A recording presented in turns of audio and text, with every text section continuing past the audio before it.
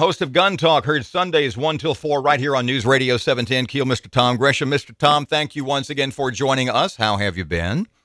Oh, I'm good. Just returned from the NRA annual meeting. A big show in Louisville. Lots going on. Aaron just mentioned that, the National Rifle Association. I say this with all sincerity. I was listening to you from up there, broadcasting live. One of the few organizations left in America with a backbone. Wouldn't you agree?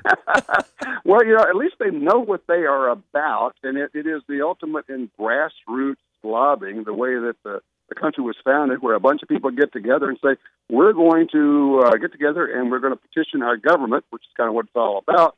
And because we can't all individually go up to D.C., we'll just get together and have some representatives do it. That's what the NRA is about. What is this story about Katie Couric doing this documentary on gun Cooking violence? The books, fixing the tape. We know exactly what it's about, don't we, Tom?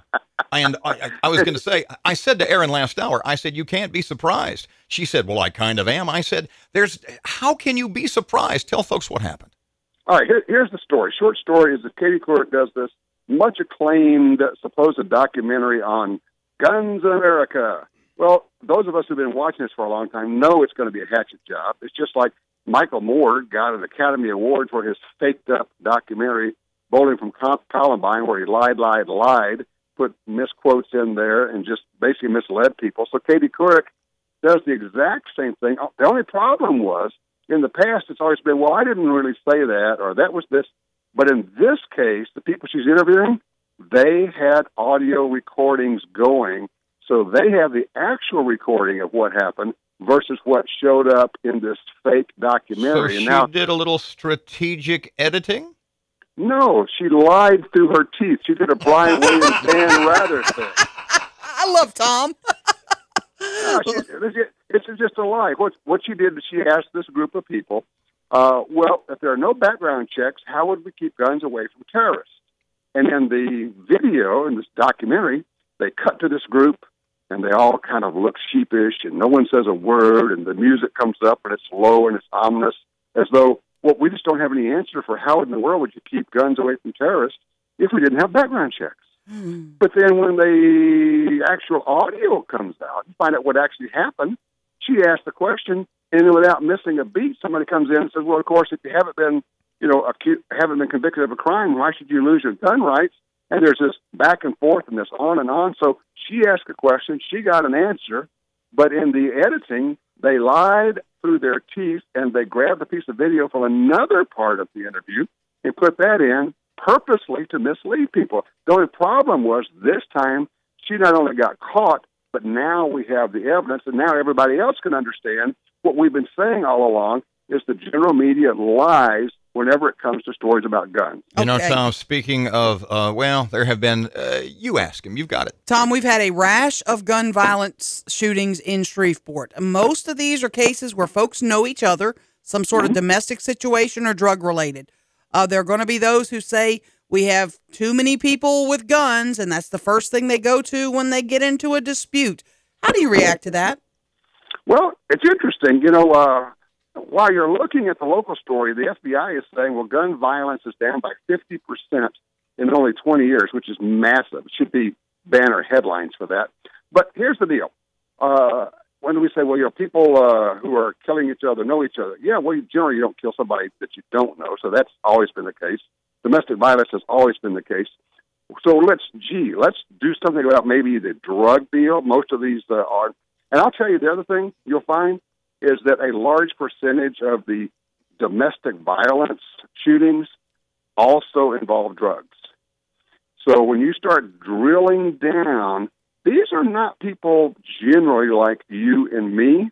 These are people engaged in crime, whether it's drug or something else. And it's like, well, gee, there was an accidental shooting at a place. Yeah, a kid found a gun because it was right next to the table full of meth. Well, gee, let's examine that. And Tom, let me clarify what Aaron said in reference to domestic. This is not man on woman or woman on man shooting. This is neighbors shooting neighbors, or like we had the guy last week, and I mentioned this a million times. The guy owes him $10 and doesn't have it, so he shoots him in the chest. Yeah, there is that, and I'll tell you what you'll find is that when you start looking, that person almost every time who's involved in this has a criminal record. It's exceedingly rare for just the person who has no criminal record to suddenly pop off and shoot somebody. And then when you start looking at it, you go, oh, yeah, well, they were actually, by law, prohibited from even owning a gun. And can we do more to stop that? Stop these felons from getting guns? Is there an answer to that? Yeah, there is.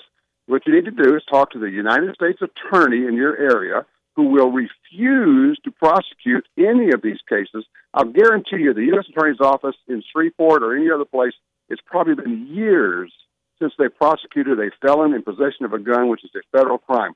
If they would prosecute and put these guys in Club Fed, we wouldn't have this issue. And on top of that, the anti-Second Amendment people, the gun control people, invariably their answer to gun violence among criminals is to take, or at least want to take, guns away from law-abiding folks.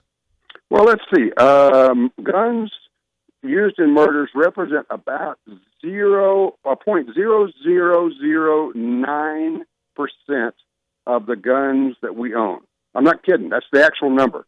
And so we're going to try to do something for the 99.9999% of people who don't commit crimes, because we don't have the guts or the will to deal with nasty people. This is part of a psychological deal, guys, where you say, if we pretend that it's really the guns, then we don't have to actually acknowledge that there are some truly evil, monstrous people out there. And now I can live in my lovely little, Hello Kitty bubble world.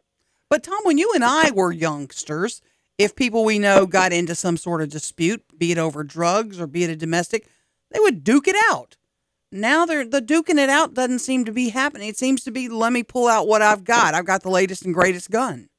It seems like that, Aaron, but the stats don't actually bear that out, because with gun crime going down by 50% over the last 20 years, you know what has happened, and here's the real story, is that now we hear about everything. Before, we didn't hear about this. We didn't have the instant news that we have today.